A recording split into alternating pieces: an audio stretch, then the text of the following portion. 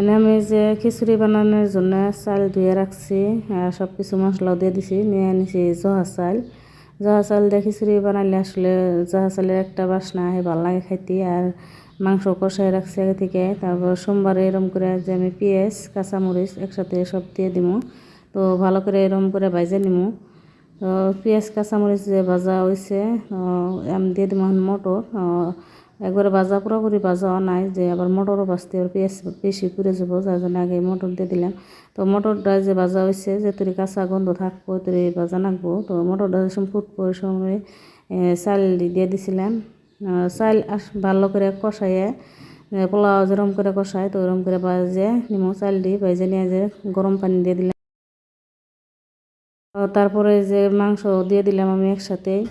মাংস আগে ভালো করে কষাই নিচ্ছি, খিচুড়িতে যেহেতু টাইম লাগবো না বেশি জহা চাল, তো মাংস আমি ভালো করে রাঁধছি। তারপর মাংস একসাথে দিয়ে দিছি, তো পানি যে শুকাই আছে আবারও ভালো করে নাড়াচাড়া করে একবারে গ্যাসটা কমাই দিব। তো কমাইয়ে দিয়ে আর যে ডাইকা দিয়ে দিছিলাম, কি সুন্দর যে জরা খিচুড়ি হয়েছে, তো ভালো করে চাল ফুটছে। তো এরকম করে খিচুড়ি বানাইলে কিন্তু বেশি টেস্ট লাগে খাইতে। ইনায়ের আব্বু এরকম করে খিচুড়ি বানাইলে বেশি পছন্দ করে। তো ইনায়ের আব্বুর পছন্দর খিচুড়ি আজকে বানাইলাম মেলা দিন পরে। ইনায়ের আমার মেয়েও খিচুড়ি ভালো পায়, আসলে আমরা মাংস হইলে খিচুড়িটাই বেশি ভালো পাই।